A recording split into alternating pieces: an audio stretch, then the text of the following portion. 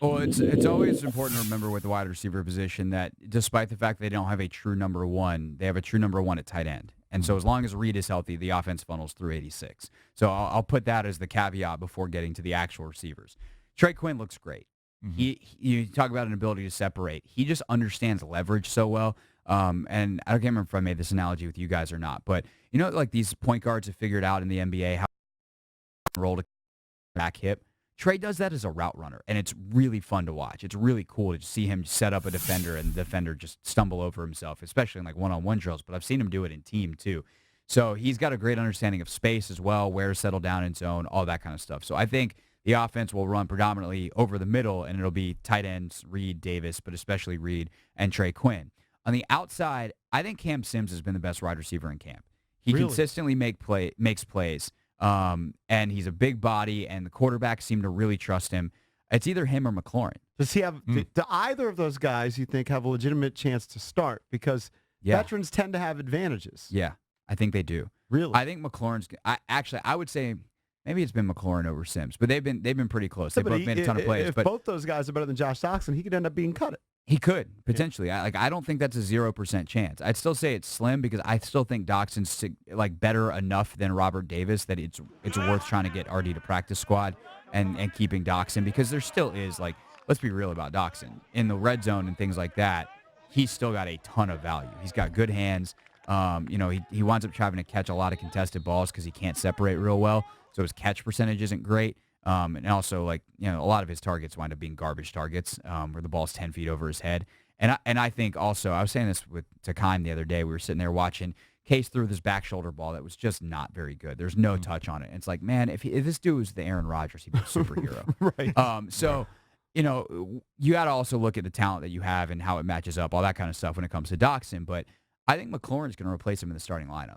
I think McLaurin's going to start at X. I really do. From week one, or you think it No, happens? from week one. Wow. So McLaurin, Okay. Richardson, Quinn. McLaurin, Richardson, Quinn, Sims is in a heavy part of the rotation. Doxson's in a heavy part of the rotation. Because the other thing with McLaurin and Sims, they're both significantly better blockers than the other two guys. So if you're thinking about a team that's going to run the football a lot and is going to have that quote unquote starting unit, well, if they want to run it a lot, like, get the guys who can block in, but also they happen to be really good receivers, equally or even better receivers than the other guys. So the other thing with P. Rich is if McLaurin can play more in his spot, now he's a Z, not an X, but I'm saying he's probably going to still start with McLaurin, but you put Sims over at the X and then McLaurin over at the Z, and so that's a better blocking routine. But then you keep Paul out of the running game.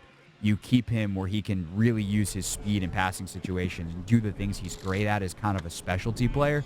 I think that's actually a better role for him than being a true starting receiver. I know he's expensive to be a specialty player, but you got McLaurin, you might as well Gotta use pay him anyway. Yeah, exactly. You're So basically saying use him he best. can't block. He's too slight and small to block. He tries really hard, Yeah. and I think that's important because I'm not doubting his effort. Yeah, I'm it's sure. just He just doesn't have the body. Doesn't he have the doesn't mass. have the body. Yeah, he's 175 pounds, Right. and that's really hard to do in the NFL. Right. All right. Last caller before the break. Let's go to Dave, College Park. What's going on, fellas? Hey, Dave. What's up, Dave?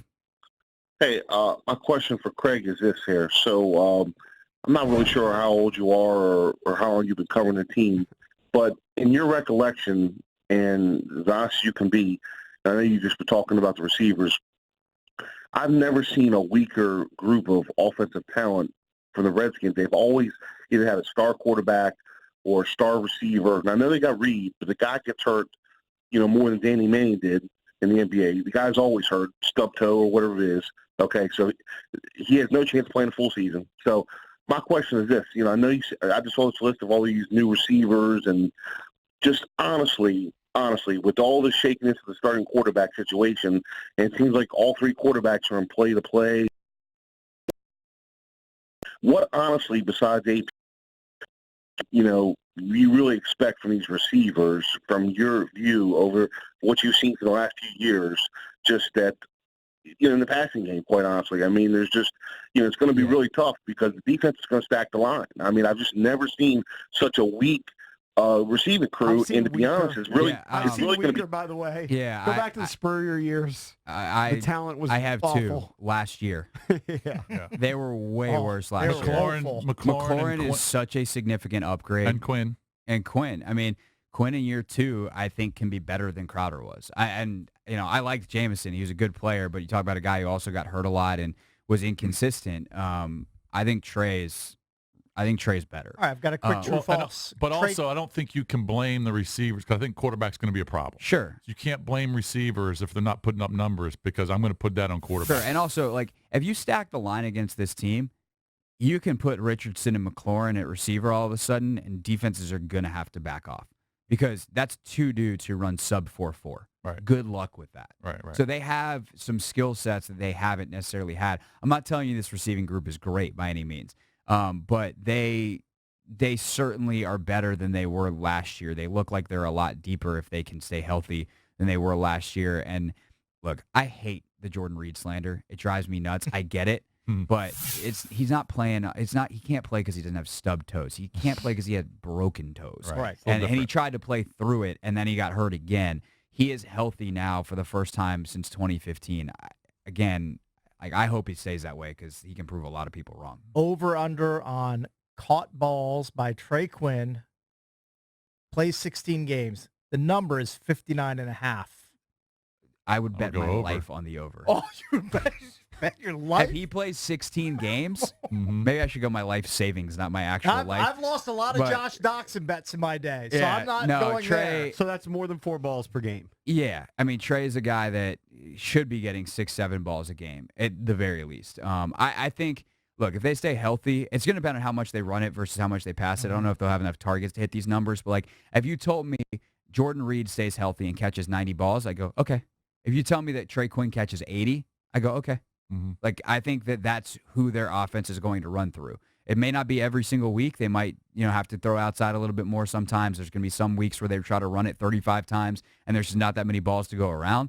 But 59.5, yeah, I'll take the over on that. Like it. Mhm.